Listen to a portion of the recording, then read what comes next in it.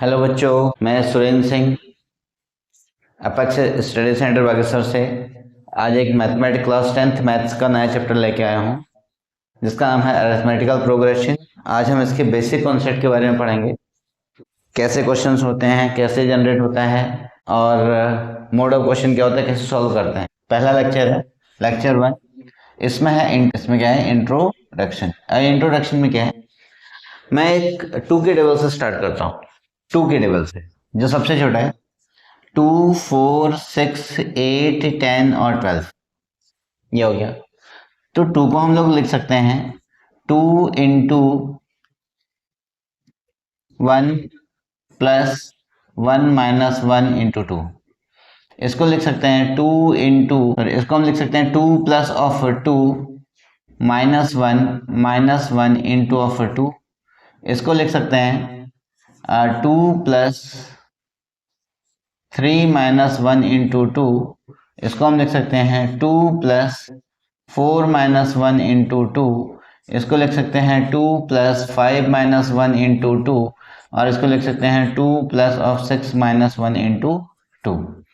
अब ये क्या है, ये है फर्स्ट टर्म a1, यह है सेकेंड टर्म a2, यह है थर्ड टर्म a3, यह है फोर्थ टर्म a4, यह है फिफ्थ टर्म a5 और यह है सिक्स्थ टर्म a6। ये इसके सीक्वेंस में है।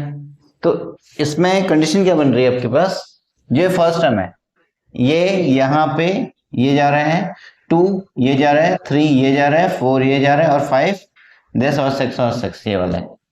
अब इसमें से हमने डॉट डॉट डॉट इसी का कोई एक पर्टिकुलर पैटर्न लिया।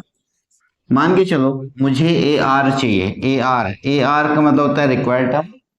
ए आर चाहिए तो ए आर के लिए हम क्या कर सकते हैं, same procedure, pattern is the same.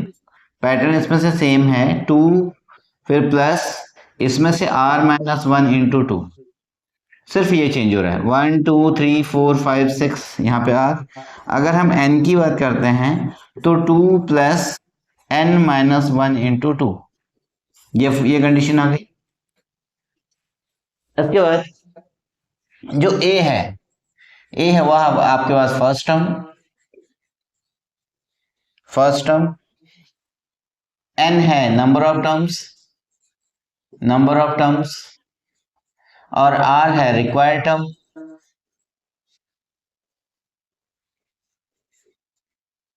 r क्या है, रिक्वायर्ड टर्म। और एक इसमें d होता है जो होता है कॉमन डिफरेंस। वो क्या है, कॉमन डिफरेंस। ये क्या है, कॉमन डिफरेंस। ओके, अब इस पूरे में और an क्या है, nth टर्म। ये है nth टर्म, ये आपका an आ गया। इसमें इस फॉर्मूले के अकॉर्डिंग कॉमन डिफरेंस जो था, कॉमन डिफरेंस d का मतलब होता है common difference.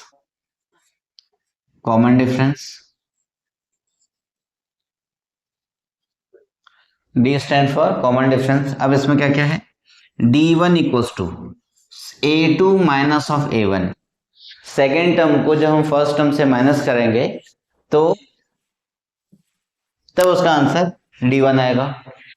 d2 equals to a3 minus of a2 और d3 equals to a4 minus of a3 and d5 is equals to a5 minus d4 equals to a5 minus of a4।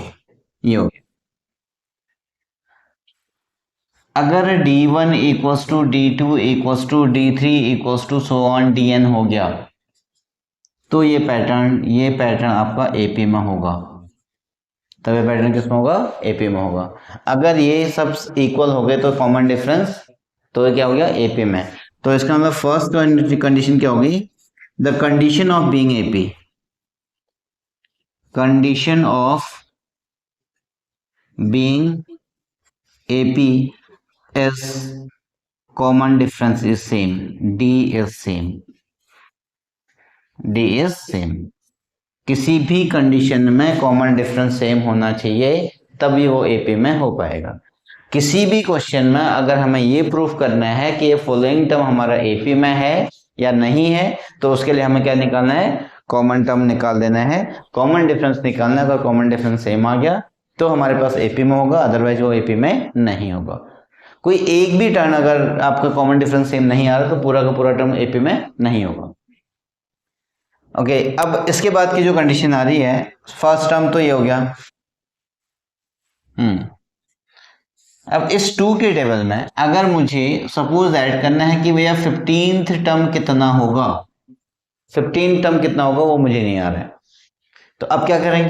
तो इसके लिए हम 2 के टेबल की बात है तो 2 तो पहले आता है, फिर प्लस 15 रख देंगे, -1 इंटू ऑफ 2, कॉमन डिफरेंस 2 है तो 2 प्लस ये कितना हो गया 14 इंटू 2 इज इक्वल्स टू कितना हो गया 2 plus of 28 is equals to कितना हो गया 30। तो A15 हमारे पास कितना हो गया 30 आ गया। देखो अब इसके टेबल में अगर हम कर देंगे तो हमारे पास कितना आ जाएगा 50। तो एक कंडीशन तो ये होगी, कॉमन डिफरेंस निकालना है। कॉमन डिफरेंस अगर हमें दिया गया है तो आपके ये चीजें निकल आएंगी, पहला काम है। दूसरा काम है एन टर्म का फॉर्मूला निकालना, a equals to n plus 1 minus 1 into D.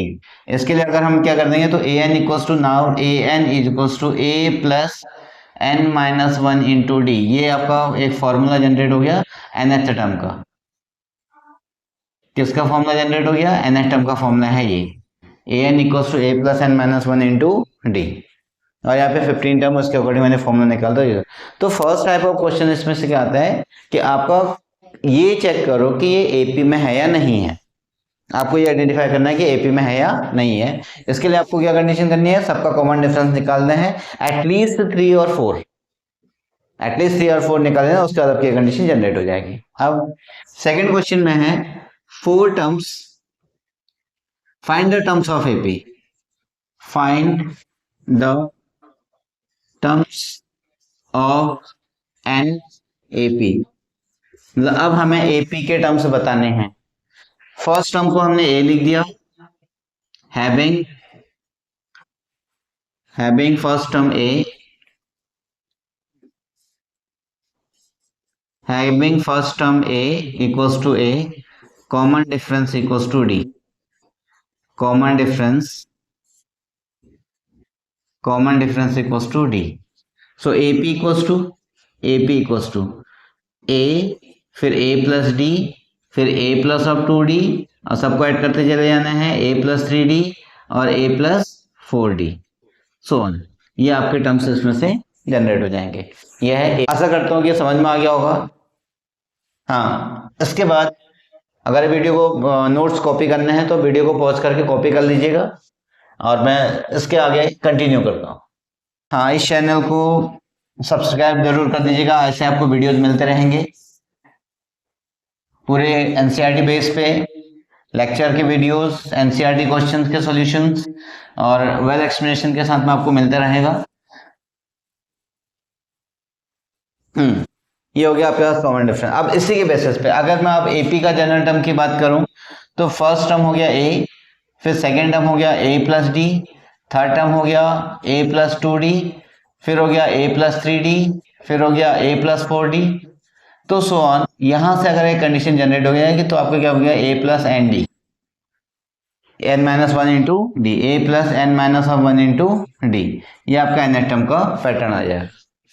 यह आपके पास एपी की कंडीशन, ये आपकी एपी की कंडीशन है। अब क्या हो गया, तो ये तो था आपका सेकेंड टर्म। क्या हो गया कि अगर आपको ए गिवन हो और अगर आपको ए गिवन हो तो ये कंडीशन होगी, डी गिवन हो तो ये कंडीशन होगी, तो इसके अकॉर्डिंग हम इसको सॉल्व करते चले जाएंगे। सेकंड पैटर्न, फर्स्ट टाइप का क्वेश्चन क्या था, एपी में फाइंड आउट करना, एपी को आइडेंटिफाई करना, एपी में है या नहीं है, उसके लिए क्या करेंगे, कॉमन डिफरेंस निकाल देंगे। उसके बाद फिर हमें क्या करना है, एपी के कंजुगेटिव टर्म्स निकालने हैं। वो कंजुगेटिव टर्म्स कैसे निकालेंगे उसके लिए मैंने आपको बता दिया, a plus d, a plus 2d, a plus 3d, so on. ये कंडीशन मैंने आपको इसके लिए बताया। अच्छा, अब एक आता है कि सपोज दैट 2 4 6 8 सो ऑन, यहां पे आपका 108 आ गया, यहां पे आपको क्या आ गया 108। तो ये 108 का टर्म कौन सा होगा वो हमें बताना है, कि 108 टर्म कौन सा होगा ये हमें फॉर्म करना है। अब ये कैसे आएगा, इसके लिए देखो मुझे पता ही नहीं है, बट ए इक्वल्स टू यहाँ पे 2 है, कॉमन डिफरेंस मेरे पास 4 माइनस ऑफ 2 इक्वल्स टू कितना आ गया, 2 आ गया। और लास्ट टर्म ए एन, मान के चलो एन टर्म हमारे पास कितना 108, कितना है 108। अब क्या करेंगे, इसी का जो गिवन है उसका फॉर्मूला यूज कर दो। A n is equals to a plus n minus 1 into d. A n के बदले में कितना था 108, ए कितना था 2, प्लस एन हमें नहीं पता, एन को रहने दो, और डी हमें पता है 2, तो कितना हो गया 108 is equals to 2 plus n minus 1 into 2। इसको इस साइड लेके आएंगे, 108 minus of 2 equals to n minus 1 into 2, that कितना हो गया 106। 106 equals to n minus 1 upon of 2, तो n minus of 1 equals to 10, इसको 2 से डिवाइड करेंगे तो कितना हो गया 2, 2 5 जा और 2 3 जा 53, तो n माइनस ऑफ 1, तो n equals to 53 plus of 1 equals to n equals to how much 54, यानी टोटल नंबर ऑफ टर्म्स इसमें कितने होंगे 54। 54th टर्म आपका कितना होगा 108 होगा। एक कंडीशन आ गई। नेक्स्ट वन, चलो ये तो बहुत छोटा छोटा टेबल था। अगर मुझे कोई एक टर्म लेना है, सपोज दैट मुझे 10, चलो 102 लेना है, फिर 1010 लेना है, 110 110, फिर मुझे 118 लेना है, और इसमें मुझे ये पता करना है कि 2048 कोई टर्म्स होगा या नहीं होगा, 2048 कोई टर्म्स होगा या नहीं होगा। मान के चलते हैं ये कोई जनरल टर्म है, ए एन है, ए कितना है इसमें 102, और डी कितना हो गया 110 माइनस ऑफ 102 इक्वल्स टू कितना हो गया 8, तो डी भी आपका 8 आ गया। अब अगेन हमें क्या निकालना है, एन फाइंड आउट करना है, तो फिर हमने क्या फॉर्मूला लगा दिया, a n equals to a n is equals to a plus n minus 1 into d. A n की वैल्यू रखो 0408 2048 इक्वल्स टू ए कितना था हमारे पास, ए था 102 प्लस एन माइनस 1 इंटू 8, तो इसको इधर 2048 minus 102 is equals to n minus 1 into 8, तो इसमें से कितना हो गया, ये बचेगा 6 और 4 एंड 9 और 1 equals to n minus of 1 into 8। अब इसको 8 से डिवाइड करेंगे, n minus of 1 equals to 1946 upon of 8, and then फिर कितना आ गया 8 2 जा 16, 8 2 जा 16 और 3 और 30, 8 4 जा 32, 8 4 जा 32 और बच गया 2 और 26, तो 8 3 जा 24, पॉइंट ऑफ 8 2 जा 16 और 5 is equals to n minus of 1, तो ये कितना हो गया n is equals to 243.25 plus of 1 equals to 244.25 equals to n, n इतना आ गया। अब